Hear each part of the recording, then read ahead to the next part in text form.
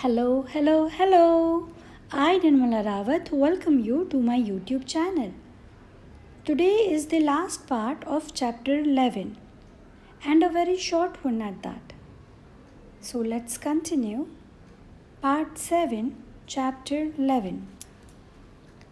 The day passed and Sri Ram and Lakshman did not return. They were low on water and Mata would have to go to the river to fetch more for the evening meal. Cautiously, looking to all sides, Mata went down to her daughter Godavari to get some water. After filling her pots, through the sound of the swiftly flowing water, she heard her daughter's voice say, "Beware, Mata, danger is near." She turned and started to head back to the hut when she smelled the most beautiful fragrance. Never before had she smelled such a captivating scent. "This must be new flowers my daughter is sending me," she thought, when suddenly the words of Chandrika came back to her about the fragrance that accompanied the demoness who seduced her husband.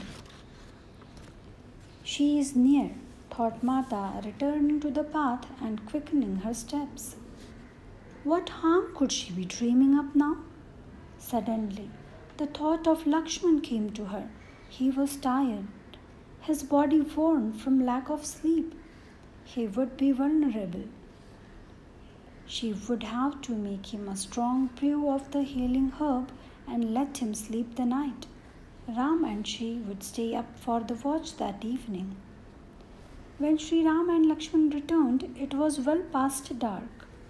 Sri Ram and Lakshman had found the small band of rakshasas who were terrorizing the forest settlements, and a battle had taken place. Sri Ram had escaped with only a few minor bruises, but Lakshman had a wound in his shoulder. Mata quickly tended to it and then brought them the evening meal. In her concern for them, she failed to mention that she felt the demoness near.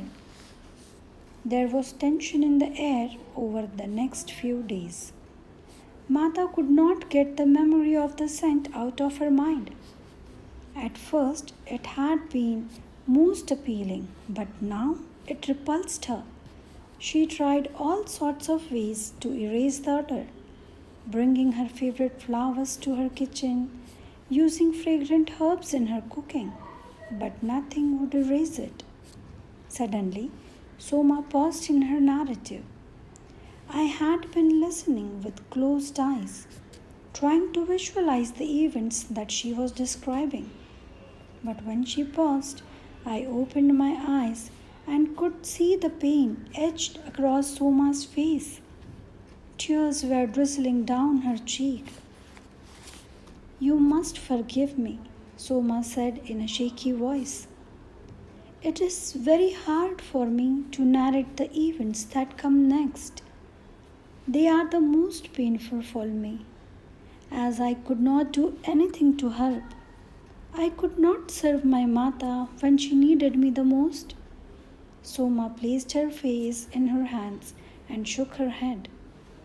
That is the greatest agony for me, that I could not be there to endure what she had to endure. I looked around. We were no longer alone.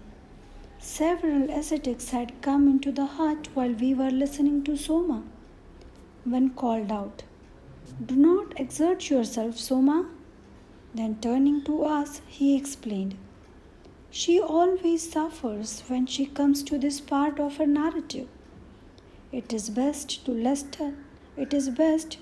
her rest and gather her strength." "Perhaps we should leave you to let you rest," my mother interjected. Soma shook her head. "Just give me a few minutes and I will continue." The heat of the sun was beating down, and nobody seemed to want to leave the hut, which had a surprisingly cool breeze passing through it. Soma closed her eyes again and sank back into meditation. We all waited. it took some time for her to emerge and continue her narrative. Thank you. Here, chapter 11 ends. Thank you for watching and listening. Please let me know your views on this chapter, as this was the transition point for this book. A big shout out to Ushma Desai for watching all videos till date. Thank you for your support. It means a lot. Have a great day ahead. Jai Shri Ram.